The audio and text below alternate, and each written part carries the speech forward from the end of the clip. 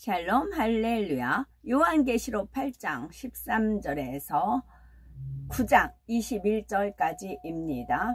내가 또 보고 들으니 공중에 날아가는 독수리가 큰 소리로 이르되 땅에 사는 자들에게 화가 있으리니 이는 새 천사들이 불어야 할 나팔 소리가 남아 있음이로다 하더라. 다섯째 천사가 나팔을 불매 내가 보니 하늘에서 땅에 떨어진 별 하나가 있는데 그가 무저갱의 열쇠를 받았더라. 그가 무저갱을 여니 그 구멍에서 큰 화덕의 연기 같은 연기가 올라오매 해와 공기가 그 구멍의 연기로 말미암아 어두워지며 또 황충이 연기 가운데로부터 땅 위에 나오매 그들이 땅에 있는 전갈의 권세와 같은 권세를 받았더라. 그들에게 이르시되 땅의 풀이나 푸른 것이나 각종 수목은 해하지 말고 오직 이마에 하나님의 인침을 받지 아니한 사람들만 해하라 하시더라. 그러나 그들을 죽이지는 못하게 하시고 5달 동안 괴롭게만 하게 하시는데 그 괴롭게 함은 전갈이 사람을 쏠 때에 괴롭게 함과 같더라. 그날에 사람들이 죽기를 구하여도 죽지 못하고 죽고 싶으나 죽음이 그들을 피하리로다. 황충들의 모양은 전쟁을 위하여 준비한 말들 같고 그 머리에 금 같은 관 비슷한 것을 썼으며 그 얼굴은 사람의 얼굴 같고 그 여자의 머리털 같은 머리털이 있고 그 이빨은 사자의 이빨 같으며 또 철 호심경 같은 호심경이 있고 그 날개들의 소리는 병거와 많은 말들이 전쟁터로 달려 들어가는 소리 같으며 또 전갈과 같은 꼬리와 쏘는 살이 있어 그 꼬리에는 5달 동안 사람들을 해하는 권세가 있더라. 그들에게 왕이 있으니 무저갱의 사자라. 히브리어로는 그 이름이 아마돈이며 이오 헬라어로는 그 이름이 아블루온이더라. 첫째 화는 지나갔으니 보라 아직도 이후에 화 둘이 이르리로다. 6째 천사가 나팔을 불매 내가 들으니 하나님 앞 금제단 넷불에서 한 음성이 나서 나팔 가진 6째 천사에게 말하기를 큰 강 유브라데에 결박한 내 천사를 놓아주라 하매 내 천사가 놓였으니 그들은 그년 월 1시에 이르러 사람의 3분의 1을 죽이기로 준비된 자들이더라. 마병대의 수는 2만만이니 내가 그들의 수를 들었노라. 이 같은 환상 가운데 그 말들과 그 위에 탄 자들을 보니 불빛과 자줏빛과 유황 및 호심경이 있고 또 말들의 머리는 사자 머리 같고 그 입에서는 불과 연기와 유황이 나오더라. 이 세 재앙 곧 자기들의 입에서 나오는 불과 연기와 유황으로 말미암아 사람 3분의 1이 죽임을 당하니라. 이 말들의 힘은 입과 꼬리에 있으니 꼬리는 뱀 같고 또 꼬리에 머리가 있어 이것으로 해하더라. 이 재앙에 죽지 않고 남은 사람들은 손으로 행한 일을 회개하지 아니하고 오히려 여러 귀신과 또는 보거나 듣거나 다니거나 하지 못하는 금, 은, 동과 목석의 우상에게 절하고 또 그 살인과 복술과 음행과 도둑질을 회개하지 아니하더라. 아멘. 요한계시록 강의 43번째 7 천사 황충 아바돈입니다. 요한계시록 8장부터는 7년 환란의 재앙이 본격화됩니다. 3차 세계대전도 점점 절정을 향해 달려가지요.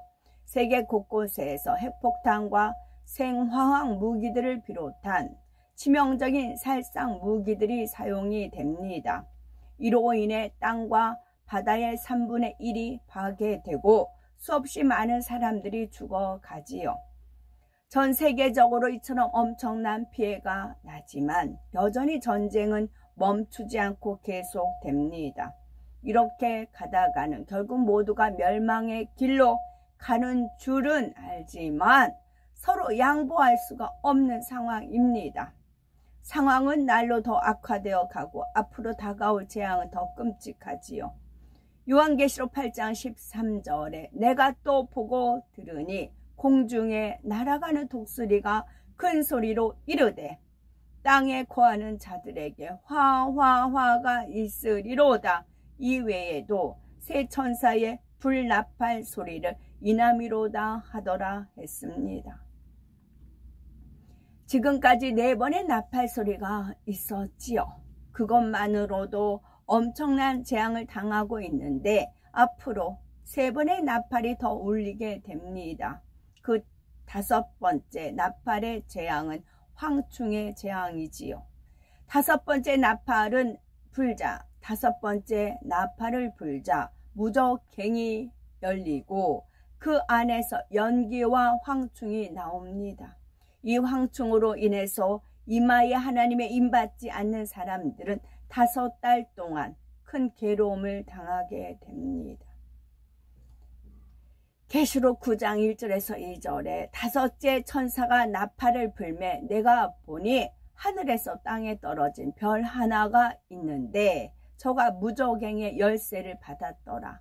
저가 무저갱을 여니 그 구멍에서 큰 풀매의 연기 같은 연기가 올라오매 해와 공기가 그 구멍의 연기로 인하여 어두워진다. 하늘에서 땅에 떨어진 별 하나가 있는데 그것이 무저갱을 열었다 했습니다. 여기서 땅에 떨어진 별이란 무엇일까요? 이는 악한 영의 우두머리 루시퍼를 의미합니다. 루시퍼는 원래 하나님으로부터 지극히 사랑을 받던 천사장이었지요. 그런데 하나님처럼 높아지려는 교만 때문에 반역을 일으키고 말았습니다. 오랜 세월 거쳐 계획을 세우고 주변의 여러 세력들을 미혹하여 힘을 모았지요. 그리고 때가 되자 하나님을 대적하여 일어났습니다. 하지만 어찌 그가 창조주 하나님을 대적하여 이길 수 있었겠습니까? 루시퍼를 비롯하여 반역한 무리들은 금세 제압되었고 무저갱이라는 깊은 어둠 속에 갇히게 되었지요. 이사야 14장 12절에 너 아침의 아들 계명성이여 어찌 그리 하늘에서 떨어졌으며 너 열국을 엎은 자여 어찌 그리 땅에 찍혔는고 말씀합니다. 하늘에서 떨어진 계명성이 바로 루시퍼를 가리키는 것이지요. 또한 루시퍼와 함께 반역에 가담한 무리들도 같은 운명이 되고 말았습니다. 베드로후서 2장 4절에 하나님이 범죄한 천사들을 용서치 아니하시고 지옥에 던져 어두운 구덩이에 두어 심판 때까지 지키게 하셨으며 라고 했고 유다서 6절 또 자기 지위를 지키지 아니하고 자기 처소를 떠난 천사들을 큰 날의 심판까지 영원한 결박으로 흑암에 가두셨으며 했습니다. 이 말씀처럼 하나님을 대적한 무리들은 가장 깊은 지옥, 즉 무저갱에 갇히게 됩니다. 하나님께서는 루시퍼가 이렇게 반역하게 될 것을 이미 다 알고 계셨지요. 그럼에도 그냥 두셨던 것입니다. 여기에는 이유가 있습니다. 장차 인간 경작이라는 과정을 위해서는 악한 영의 세력들이 필요했기 때문입니다. 그래서 반역한 무리들은 전부 무저갱에 가두어 두신 것이 아닙니다. 우리나라 속담에 떡 본 김에 제사 지낸다 그런 말이 있어요. 떡 본 김에 제사 지낸다. 어차피 루시퍼가 반역을 해서 악의 무리로 정죄를 받았어요. 하나님 앞에. 그래서 그 무리를 통해서 인간 경작을 하게끔 하나의 그들이 비료 역할, 거름 역할을 하는 것입니다. 인간 경작을 위해 필요한 기간 동안은 루시퍼를 비롯하여 그들 중에 일부를 무적행으로부터 풀어놓으셨지요. 떡봉김의 제사 이런 어휘도 제 머리에서 짜는 것이 아니고요. 25년 전에 퍼즐을 떠올려 주시는 겁니다. 그래서 하나님 아버지께서 풀어나가시는 겁니다. 좁은 길, 넓은 길 있죠. 좁은 길은 협착하고 이제 찾는 자가 적잖아요. 갈수록 이렇게 좁은 길 있잖아요. 그가 진리의 길입니다. 넓은 길은 이제 멸망, 사망으로 가는 길이고요. 제가 서울대 그거 이제 퍼즐이 있어서 한번 가야지 하면서 이제 쉽게 걸음이 안 걸어졌어요. 그러다 이제 처음 간 겁니다. 처음 갔더니 왜 서울대 하는지 알겠더라고요. 그 교정 자체부터도 아름답고 왜 서울대 하는지를. 그래야 이제 거기 오고 간 사람들 보면 서울대생이야 어머 저들은 다 영어도 하겠지, 저렇게 예쁘고 가냘픈데 서울대생이야, 그런 흠모가 생기더라고요. 이제 흠모가 생기니까 주님께서 이제 새 예루살렘이 그렇다 하시더라고요. 그 교정이 너무 넓으니까 뭐 대학마다 이렇게 굉장히 넓더라고요. 넓다 보니까 걸어서는 도저히 못 다니는 천국이 그래요. 특히 새 예루살렘은 다 집들이 어마어마하잖아요. 그러니까 걸어 다니지를 못해요. 이제 조각 구름 자가용 있죠. 그렇다고 쉬 날아간다거나 이제 뭐 호위하는 천사들이 있고 그렇게 해서 다닐 수밖에 없어요. 그리고 가장 엘리트들, 뭐 우리나라에서 가장 머리 좋고 공부 잘한 분들이 가시는 곳이잖아요. 마찬가지라고 새 예루살렘도 영적으로 말하면 우리나라 서울대인 거예요. 새 예루살렘 지극히 열심히 죄와 피 흘리기까지 싸워버리고 악은 모양에도 버리고 팔복의 마음, 팔복 쭉 이제 10년 가난한 자부터 쭉 있죠. 사랑장에 사랑 오랜 책 온유하며 그 마음, 성령의 열매 사랑이라 화평 쭉 맺고, 그리고 온 집에 충성한 사람에 한해서 새 예루살렘 갑니다. 그래서 저는 아버지 하나님께서 하시는 것은 퍼즐을 또 연결해서 착착착착 하지만 정말 너무 갈수록 이게 탁탁탁 들어맞는다 라는 말씀을 드리지 않을 수밖에 없어요. 그렇게 말씀을 드릴 수밖에 없어요. 너무 아버지 하시는 일이 너무 착착착 들어맞으니까.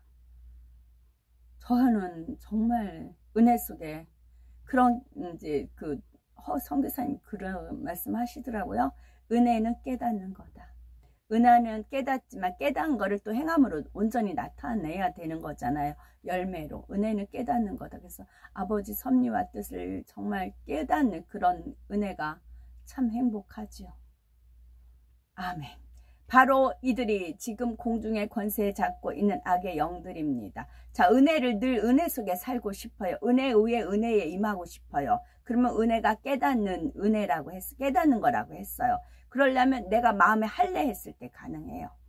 내가 마음을 자꾸 할례했을 때, 마음을 비우고 이제 더러운 찌꺼기를 버리고 막 했을 때 하나님께서 새로운 깨닫는 은혜를 주시는 것입니다.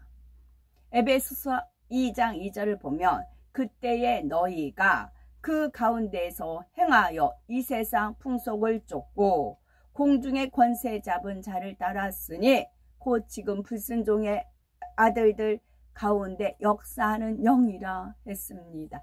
불순종의 아들들, 하나님 말씀에 불순종하잖아요. 그러면 역사하는 영이 무엇이라고요? 이 세상 풍속을 쫓고 공중의 권세 잡은 자라고요. 하나님 말씀에 불순종하면, 물론 불순종이 다 그릇마다 틀리고 믿음의 분량마다 틀립니다. 많이 준 자에게 많이 찾는다 하셨어요.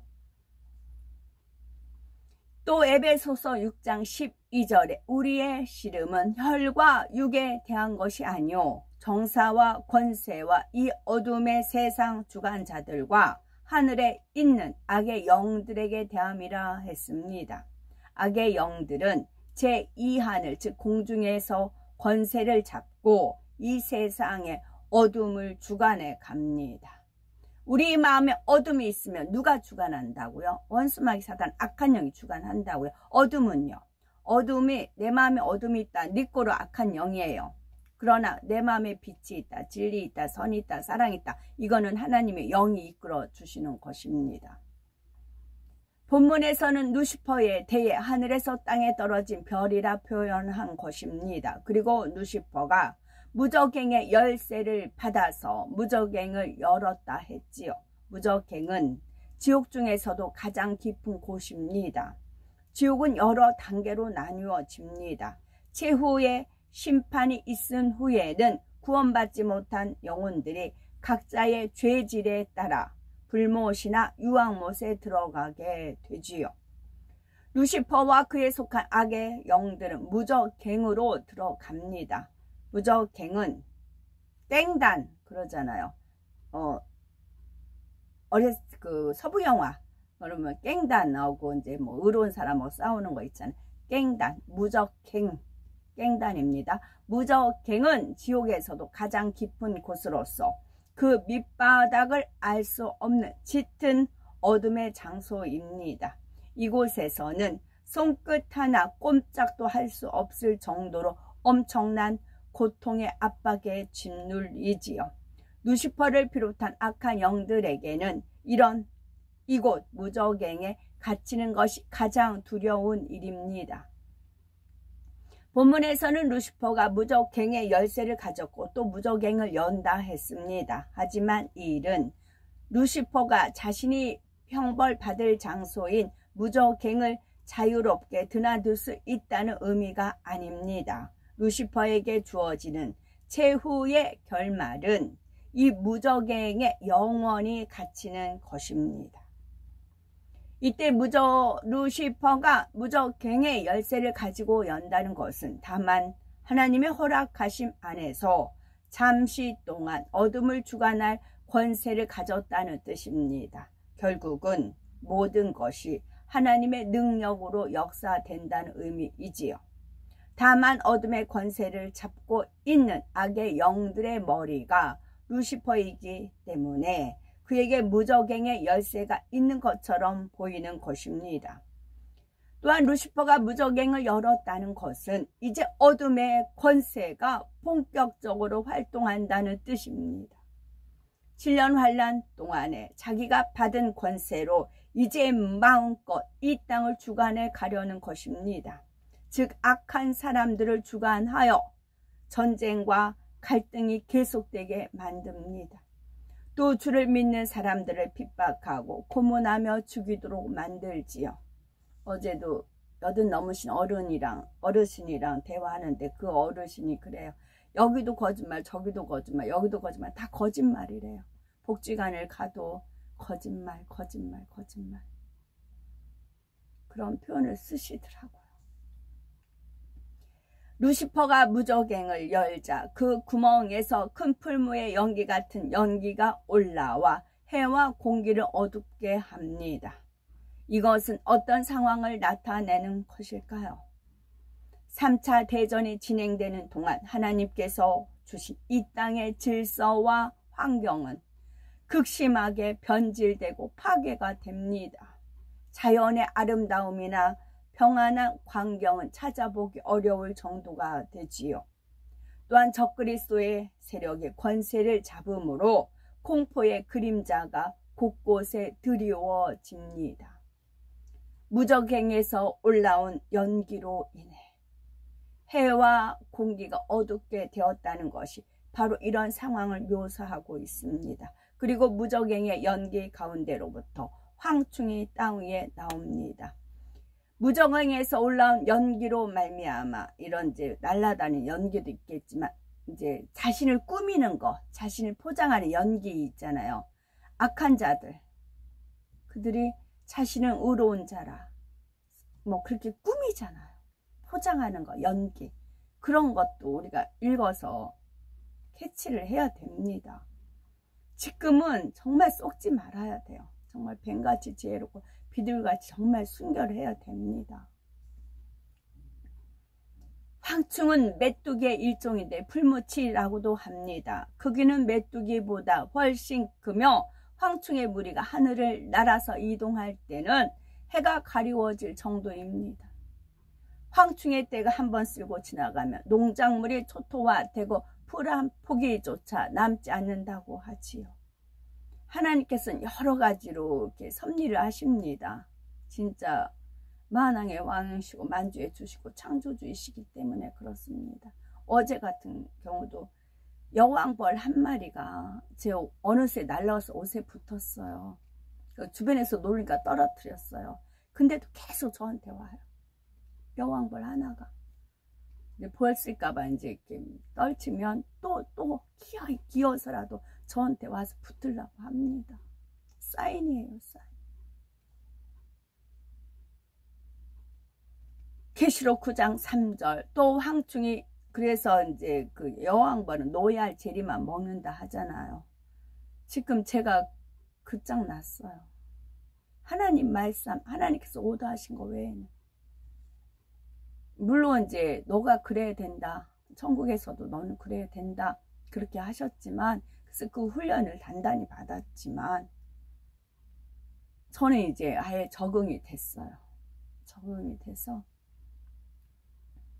여기서 적그리스도가 두 가지라고 했어요. 적그리스도가 자기들 세력을 잡잖아요. 역시 마찬가지. 붉은 송아지, 적그리스도 마찬가지. 자기 이제 자리매김을 한다고요. 이 적그리스도 자기 자리매김 합니다. 붉은 송아지 적그리스도도 자리매김을 한다고요. 전체가 안 해요. 전체가 안 하고 아버지 하나님께서 환경 조건 모든 걸 다 마련해서 그렇습니다. 천국에서도 그렇대요. 천국에서도 그냥 이제 천사들에 의해서 천사들이 알아서 다 하고 주님께서 이끄시고 이제 여기서 이 삶이 그대로 연결돼서 천국에서 삶이라는 겁니다. 그래서 연회 같은 경우 있을 때 아브라함이 초대, 바울이 초대, 얼마나 초대하고 싶은 분들이 많이 있겠어요. 우리 집이 멋지게 가지고 있으면 집들이 하고 싶잖아요. 그때 잠깐 이제 천사들이 꾸며진 그런 모습을 가지고 가는 거지요. 지금도 제 머리가 척추 헤브라님이 사인한 데가 있어요. 하여튼 사인해 준다고 엎드리라고 해가지고 뭐 뜸을 뜬다고 하시더라고요. 그러더니 척추 끝에가 이렇게 이제 헤브라님이 사인을 해 놓으셨어요. 거기까지 머리 길이가 길러야 돼요. 천국에서도 그렇지만 이제 아직 한 뼘 정도 남았어요.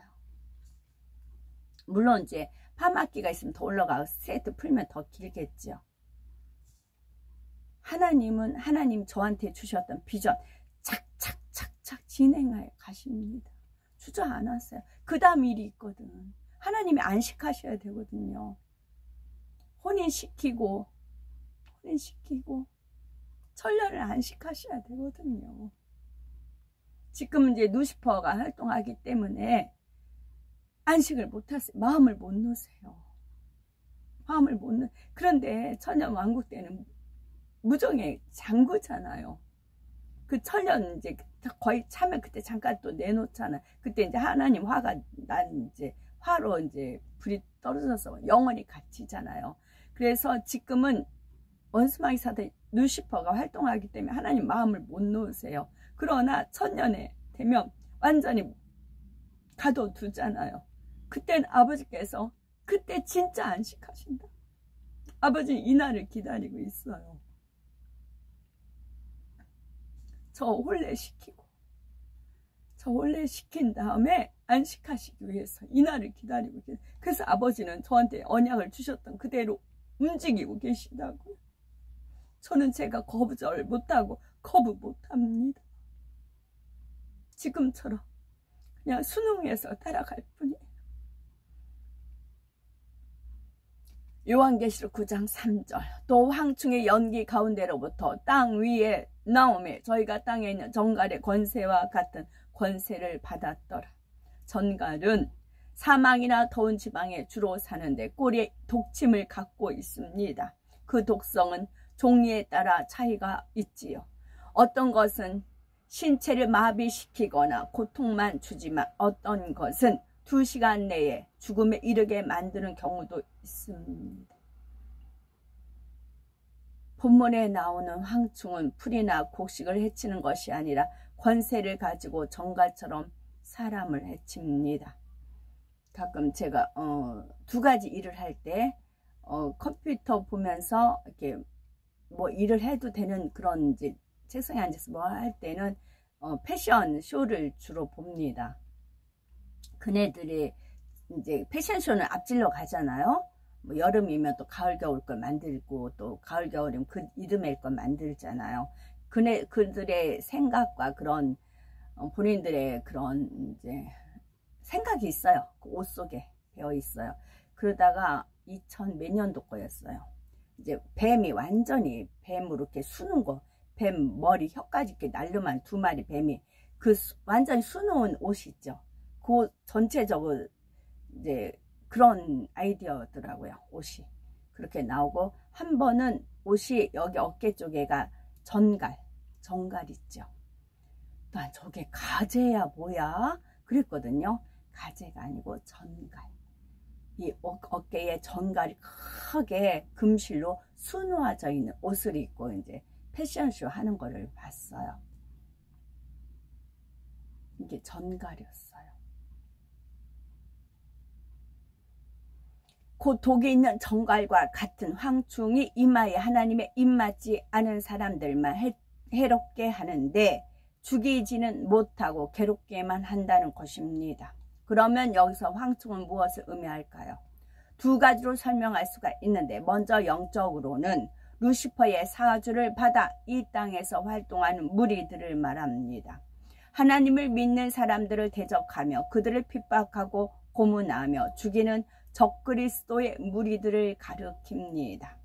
그들이 이마에 하나님의 입맞지 않은 사람들만을 해한다 했지요. 하나님의 인에 대해서는 계시록 6장에 나옵니다.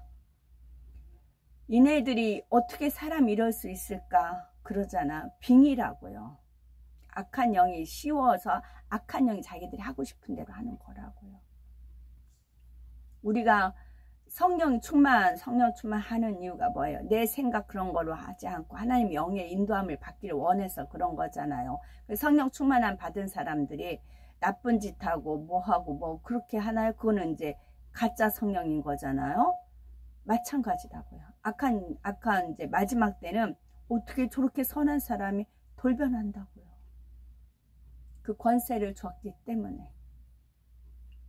하나님의 인을 맞는 사람이나 하나님께서 7년 환난 동안에 들어쓰시는 하나님의 종들이라 합니다. 그러므로 하나님의 인을 맞지 못한 사람들이란 하나님을 믿는다 하였으나 이 땅에 떨어진 쭉정이 신자들을 말하지요. 이들은 복음을 이미 들었고 믿는다 했으면서도 신앙생활을 바로 하지 못했습니다. 하나님께서 정하신 기준에 이르지 못한 것이지요. 7년 환난에 떨어진 사람들이 구원받기 위해서는 오직 순교하는 길밖에 없습니다. 어떤 핍박과 해위와 고통이 있더라도 끝까지 주님을 부인하지 않아야 하지요. 이제라도 구원받을 만한 참믿음이 있다는 것을 증명해야만 합니다. 루시퍼의 사주를 받은 적그리스도의 무리들은 이러한 사람들을 본격적으로 핍박하기 시작합니다. 이때 도구로 사용되는 것이 황충입니다. 적그리스도와 그의 무리들로서 3차 대전의 기회를 타서 세계의 주도권을 잡습니다. 경제권을 바탕으로, 돈을 바탕으로 전 세계를 장악해 가며 사람들로 하여금 짐승의 표를 받도록 강압하지요. 그런데 믿는 사람들에게는 이 짐승의 표를 받는 것이 예수 그리스도를 부인하는 의미가 됩니다. 타투, 문신, 어제도 엄청 많이 봤지만 문신. 믿는 사람들은 주를 부인하지 않기 위해 이 짐승의 표 받는 것을 거부하지요. 이렇게 표를 거부하는 사람들은 반사회적이고 혼란을 야기하는 세력으로 존재가 됩니다. 세계 질서를 유지하기를 위한 통제에 반대하는 것으로 간주되지요. 그래서 이들에게는 핍박이 가해집니다. 하지만 5달 동안은 이들을 죽일 수 없다 했지요. 적그리스도의 세력들에게는 다만 이들을 괴롭힐 권세만 주어집니다. 이는 7년 환란의 모든 역사도 하나님의 주권 안에 있음을 다시 한번 말해주지요. 7년 환란 동안 적그리스도는 막강한 권세를 가지고 믿는 사람들을 핍박합니다. 마치 그들을 마음대로 죽일 수 있는 권세까지도 가진 것처럼 보이지요. 하지만 자기들 마음대로 하는 것이 아닙니다. 모든 것이 어디까지나 하나님께서 허락하신 한도 내에서만 이루어질 수가 있습니다. 아무리 적그리스도가 힘과 권세를 가졌다 해도 하나님께서 허락하실 때에는 아직 믿는 사람들을 죽일 수가 없는 것입니다. 우리나라가 대표적인 적그리스도가 있고요. 붉은 송아지 적그리스도 말고 미국도 있고 그래요. 그래서 이제 화면상 그 눈동자를 이제 봤어요. 야비하기가 이루 말할 수가 없어요. 그 눈동자가 야비하기가 양쪽 둘 다 야비하기가 엄청 야비해요. 이 5달의 기간은 적그리스도의 입장에서 보면 홍보하는 기간과 같습니다. 믿는 사람들을 잡아다가 핍박하고 고문하며 이를 세상의 사람들에게 공개하지요. 너희도 표를 받지 않으면 이렇게 된다는 것을 널리 홍보하는 본보기로 삼는 것입니다. 요한계시록 9장 6절 그 날에는 사람들이 죽기를 구하여도 얻지 못하고 죽고 싶으나 죽음이 저희를 피하리로다. 사람이 심한 고문을 당하게 되면 차라리 죽여달라고 애원을 하는 일도 있습니다. 황충이 활동하기 시작하는 때부터 입맞지 못한 사람들은 이런 고통을 당합니다. 차라리 단번에 죽임을 당한다면 그렇게 순교하서라도 구원받을 수가 있지요. 그러나 5달이라는 기간 동안은 죽지도 못하고 아무리 큰 고통이라도 견뎌야만 합니다. 그 고문이 두려워서 주를 부인하면 그 뒤에는 영원한 지옥으로 들어가야 하지요. 그러나 이렇게 여러 달 동안 고난을 받는 과정에서 핍박에 굴복하는 사람들이 많이 생깁니다. 처음에는 순교할 각오로 핍박을 이겨보려고 하지만 결국은 굴복하여 짐승의 표를 받고 말지요. 쭉정이 신자로 이 땅에 떨어진 사람들 중에 순교를 통해 구원받은 사람의 수가 극히 적다고 하는 이유가 바로 여기에 있습니다. 요한계시록 9장 7절에서 9절에 황충들의 모양은 전쟁을 위하여 예비한 말들 같고 그 머리에 금 같은 면류관 비슷한 것을 썼으며 그 얼굴은 사람의 얼굴 같고 또 여자의 머리털 같은 머리털이 있고 그 이는 사자의 이 같으며 또 철흉갑 같은 흉갑이 있고 그 날개들의 소리는 병거와 많은 말들이 전쟁으로 달려 들어가는 소리 같다 했습니다.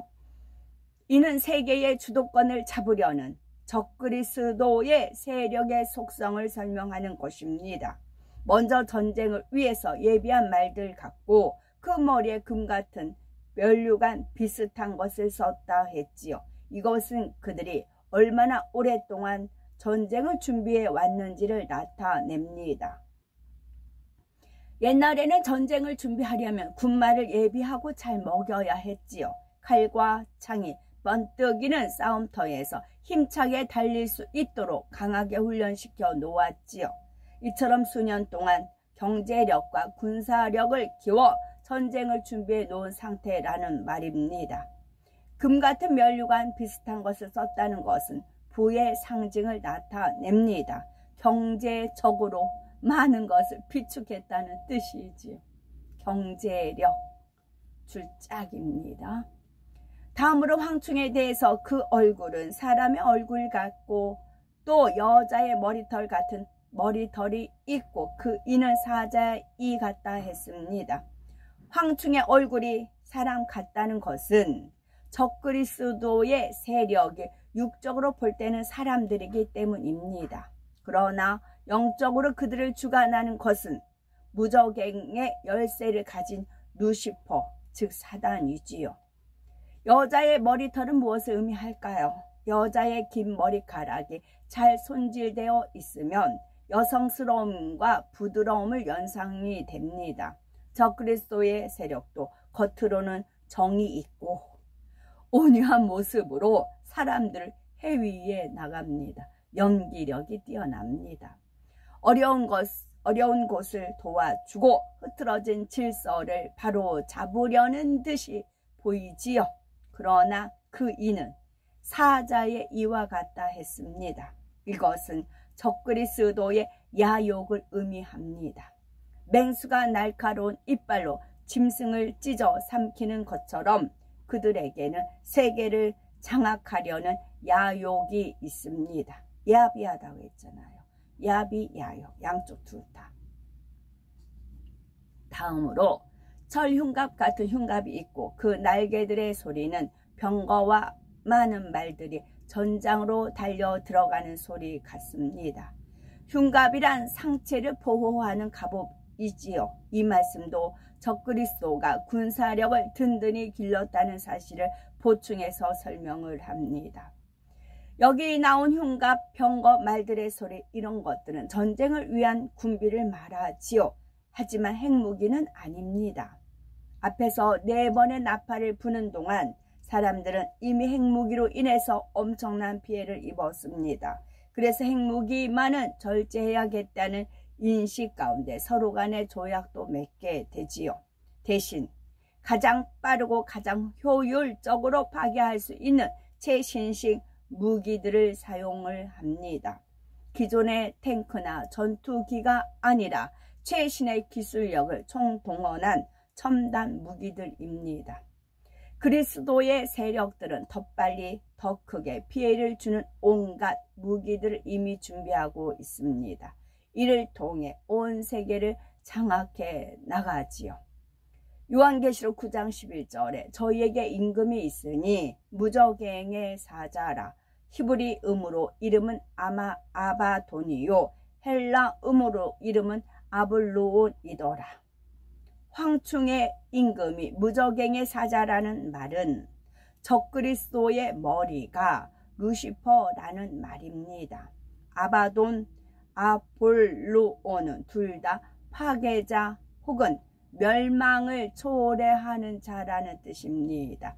황충을 통해 전쟁을 일으키고 세상을 파괴하는 루시퍼에게 잘 어울리는 이름이지요. 루시퍼는 모든 것을 파괴합니다. 루시퍼에게 속한 악한 영들도 악한 영에게 주관을 받는 사람들도 마찬가지입니다. 선한 것과 의로운 것을 파괴하려고 하며 사람과 세상을 파괴합니다. 그러다가 최후에는 그 악으로 인해 자신들도 멸망으로 가게 되는 것이지요. 그러면 계속해서 황충의 재앙에 대한 육적인 의미를 살펴보면 루시퍼의 주관을 받는 악한 자들은 3차 대전을 일으킴으로써 엄청난 재앙을 초래합니다. 루시퍼로부터 악한 마음을 조종받으니 어떻게든 상대를 죽이려고 하게 되고 파괴와 살상을 일삼게 됩니다. 물론 평화적으로 해결해 보려는 노력도 있으나 그런 협상들이 결렬되면서 오히려 더 악을 바라지요. 전쟁과 재앙으로 인한 환경 파괴 때문에 이미 해, 달, 별의 3분의 1이 어두워졌을 정도로 전쟁은 점점 더 치열해져 갑니다. 이때가 시기적으로는 3차 대전의 절정을 향해 가고 있는 때이며 7년 환란 전체로 봐서는 중반으로 접어들고 있습니다. 이처럼 전쟁이 절정을 향해 가다 보니 전쟁에 사용되는 군비도 엄청납니다. 황충이 가지는 육적인 의미는 이렇게 전쟁에 사용되는 많은 군비들을 상징적으로 나타냅니다. 예를 들면 황충이 앉아 있을 때의 모습은 마치 탱크나 장갑차와도 비슷하지요. 또 황충이 날아갈 때의 모습은 헬리콥터나 비행기와도 비슷합니다. 이러한 탱크나 헬리콥터, 전투기들을 총망라해서 황충이라 표현하고 있는 것이지요. 연기 속에 황충이 나온다는 것은 연기를 뚫고 나오는 탱크를 표현을 합니다. 빗발치는 포탄으로 인해서 연기가 자욱한 가운데 탱크는 끄떡도 하지 않고 연기 속을 헤지고 나오지요. 때로는 탱크 자체에서 위장용으로 연기를 품어내며 달리기도 합니다. 연기를 뚫고 탱크가 나오는 모습이 마치 연기 속에서 황충이 나오는 것과 비슷합니다. 또한 헬리콥터나 비행기 같은 것이 지하 경납고 같은 곳에서 이렇게 올라오는 장면도 연기를 뚫고 나오는 황충과 비슷합니다. 황충 같은 게 탱크, 비행기, 헬기, 비행기 이런 걸로 이제 표현을 했어요. 전쟁 기념관, 거기 이제 오른편에 가면 제가 그것도 찍은 적이 있는데요. 탱크, 무슨 이제 황충 비슷한 그런 모양으로 만들었어요. 그래서 쭉 거기서 이제 사진 찍고 뭐 그렇게 하더라고요. 옛날 사람이 보면 진짜 황충 같다라고 하겠어요. 그런 모습이 있어요.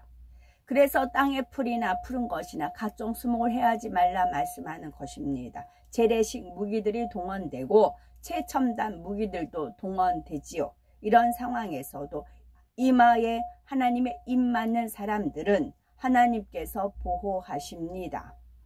여기서 이마에 입 맞은 사람이란 7년 환란 동안에 하나님께서 들어 사용하시는 하나님의 종들이며 하나님의 사람들이지요. 반면에 입 맞지 않은 사람들은 온갖 고통을 겪게 됩니다. 당장 죽이지는 않으면서 고통만 주는 여러 가지 첨단 무기들이 동원되기 때문이지요. 또한 이마에 입 맞지 않은 사람들 중에도 어찌하든 주를 부인하지 않으려고 하는 경우가 있는데 결국은 극심한 고통으로 무릎을 꿇게 됩니다. 적그리스도의 세력, 즉 황충의 무리들은 이처럼 사람들을 괴롭게 하는 권세를 받아 7년 환란 동안 활동하게 되는 것이지요. 다음으로 황충의 모양에 대해서 전쟁을 위하여 예비한 말들 같다 했습니다. 옛날 전쟁에서는 말이 주된 역할을 했고 없어서는 안 되는 필수적인 것이었지요. 그런데 현대전에서는 말 대신에 탱크, 장갑차, 헬리콥터, 비행기, 트럭 같은 것들이 중요한 역할을 해내고 있습니다. 이처럼 중요한 전쟁 물자들을 상징하는 황충을 가리켜 전쟁을 위하여 예비한 말들 같다 한 것입니다.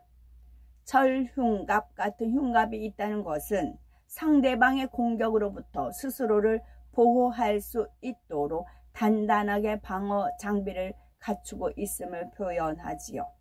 탱크나 장갑차들은 적의 포탄도 견딜 만큼 두꺼운 철갑 등으로 보호하고 있습니다. 또한 탱크나 장갑차, 비행기에 탄 조종사들은 머리에 헬멧 같은 것을 쓰고 있습니다. 이를 가리켜 그 머리에 금면류관 비슷한 것을 쓰고 그 얼굴은 사람의 얼굴 같다 한 것이지요. 여자의 머리털 같은 머리털이 있다는 것은 탱크나 헬기, 비행기 등의 겉에 무서운 형상을 그려놓은 경우를 말합니다.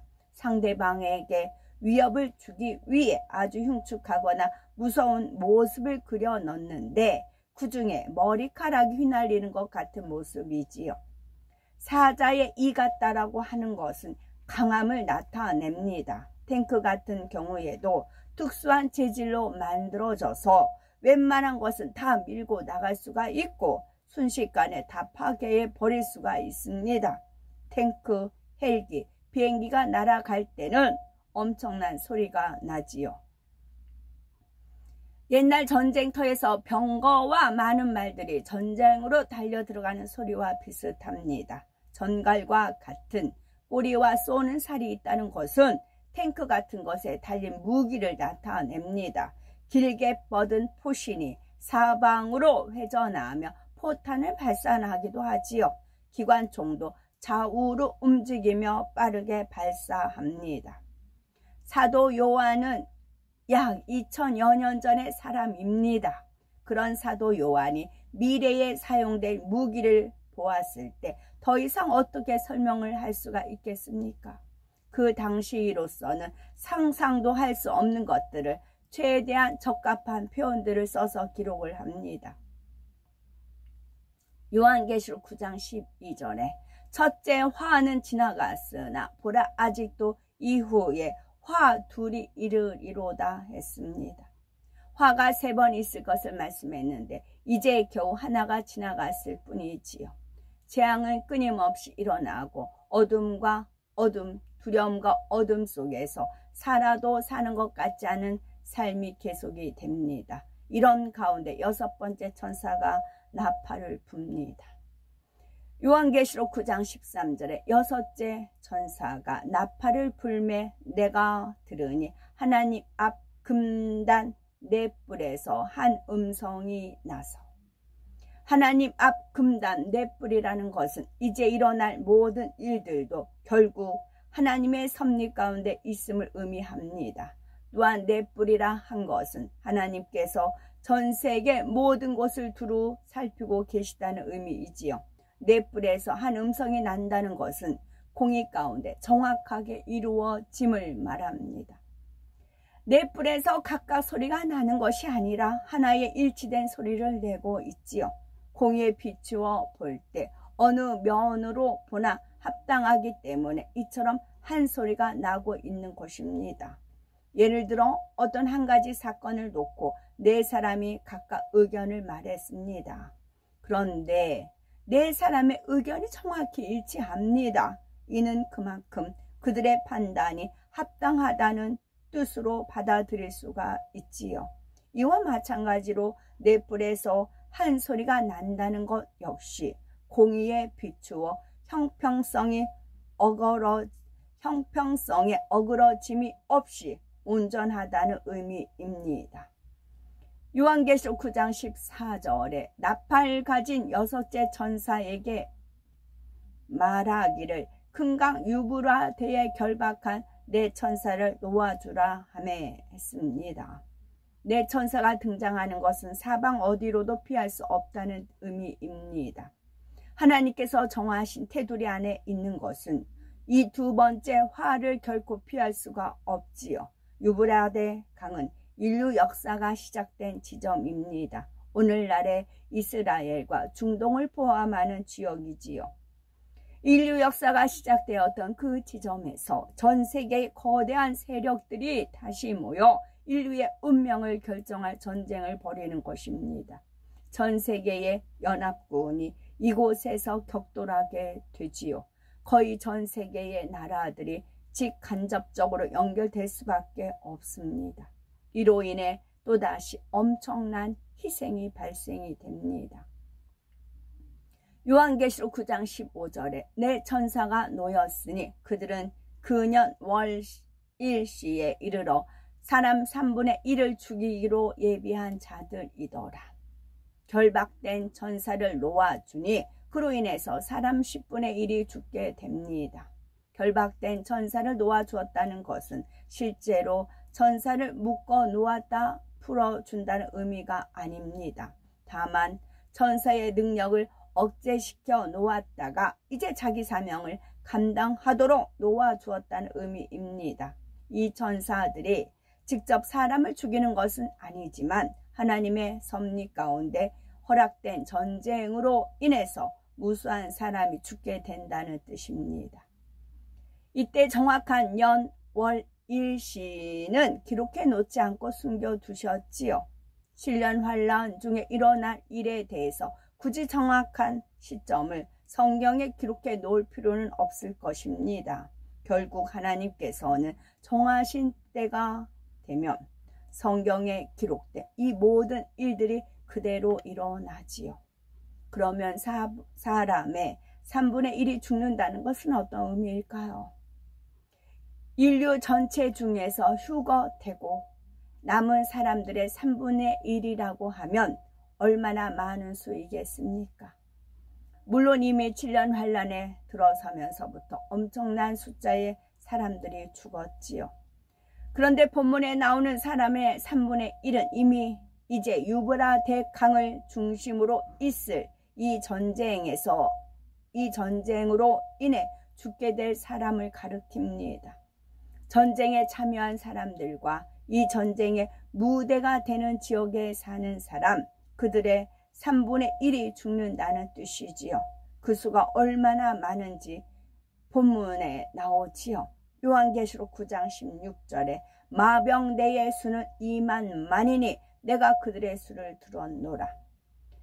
2만만은 실제로 계산해 보면 2만 곱하기 만, 즉 2억이 됩니다. 지금 유브라 대강을 중심으로 전 세계적인 연합군이 대치해 있는 상황이므로 그 수가 어마어마하지요. 더욱이 이때는 핵폭탄 등을 배제한 채 재래전의 양상을 띠기 때문에 실질적으로 많은 수의 군대가 필요합니다. 그러니 꼭 2억이라는 숫자의 군대가 이곳에 모인다기보다는 그만큼 어마어마한 수의 군대가 모이게 된다는 의미입니다. 이 전쟁으로 인해 죽는 군인의 수도 엄청나지만 그 지역에 살고 있는 민간인의 피해도 대단합니다. 꼭 그 지역만이 아니라 이 전쟁과 연관되어 전 세계 곳곳에서도 크고 작은 분쟁들이 발생을 하지요. 그러면서 역시 많은 사람들이 죽게 됩니다. 엄청난 사상자와 피해가 발생하자 모두가 잠시 주춤하게 된다 했습니다.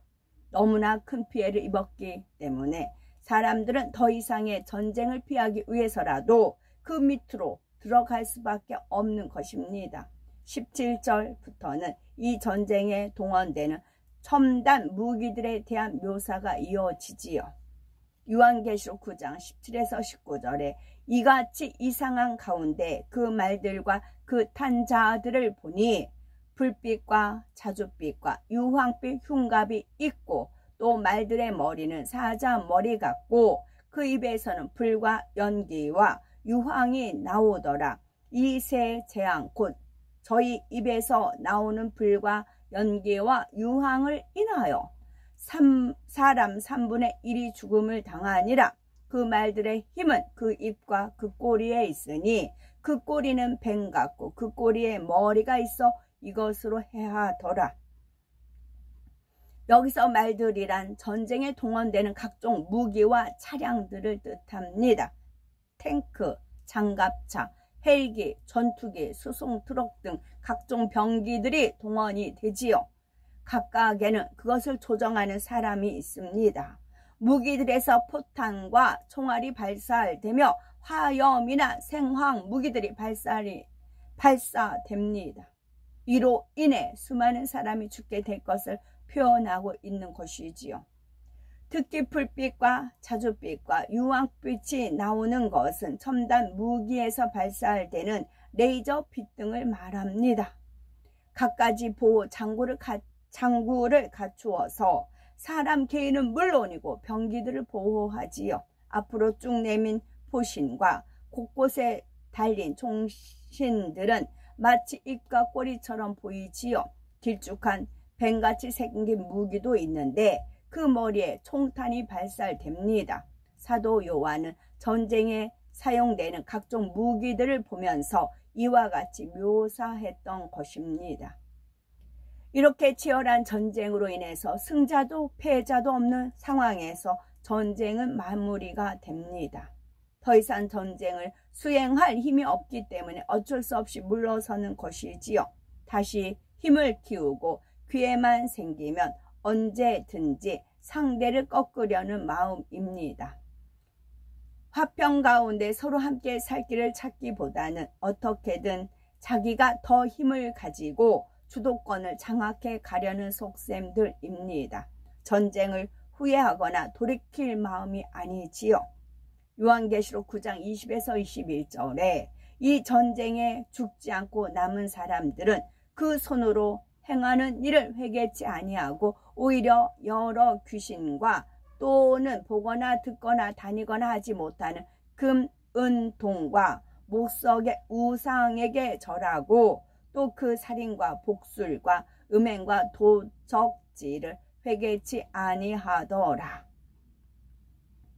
이때의 사람들은 심히도 악에 젖어 있습니다. 일반적으로도 전쟁을 치르고 나면 인간의 존엄성이나 윤리를 논하기조차 어려울 정도로 도덕적 파괴 현상이 일어나지요. 서로가 자기 살 길만을 찾으며 더더욱 자기 유익만을 구하게 됩니다. 이때도 사람들은 힘을 합쳐서 전쟁의 후유증을 극복하려 하기보다는 자기 앞길만을 찾습니다. 그러니 악에 악이 더해질 수밖에 없지요. 자신들의 죄악을 회개할 마음조차 없습니다. 본문에서 말씀하시는 우상이란 꼭 눈에 보이는 우상만을 뜻하는 것이 아니지요. 부와 권세에 눈이 멀어 오직 그것만을 추구하는 것을 의미합니다. 선을 추구하거나 하나님을 찾고 신앙을 찾기보다는 당장 눈앞에 유익과 부에 집착을 합니다. 눈앞에서 휴거 사건을 본 지가 몇 년도 안 되었는데 사람들의 입에서는 하나님이 어디 있느냐 이런 말까지 나오게 되지요. 눈에 보이는 육적인 것만 피폐해진 것이 아니라 사람들의 마음 역시 일말의 양심조차 없는 피폐한 상황이 되고 마는 것입니다. 이런 상황 가운데에서 어떻게든 자기 신앙을 지키며 순교의 자리에까지 이르기란 정말로 어렵습니다. 이것이 바로 얼마 있으면 이 땅에서 펼쳐질 분명한 현실이 된다는 사실을 우리는 명심하셔야 되겠지요. 명심보감.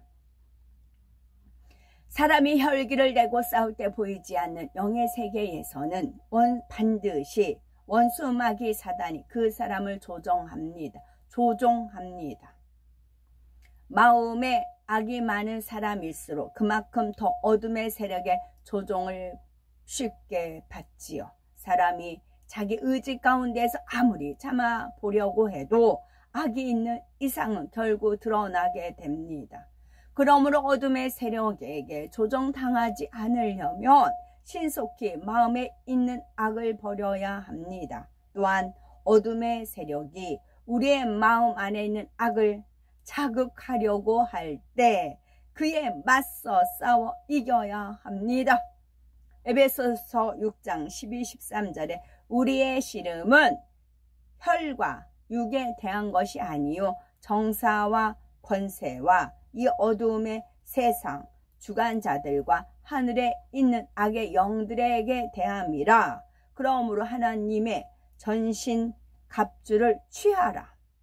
이는 악한 날에 너희가 능히 대적하고 모든 일을 행한 후에 서기 위함이라 했습니다. 하나님의 말씀과 불같은 기도를 통해 하나님의 전신 갑주로 무장한 우리가 되시고 그럴 때 능히 어둠의 세력을 물리치고 빛 가운데 거할 수가 있는 것입니다. 그래서 능히 원수마귀 사단의 쾌계를 깨트리고 오직 하나님께 영광 돌리는 삶을 사시는 복되고 아름답고 거룩한 우리 모두가 됩시다. 아멘.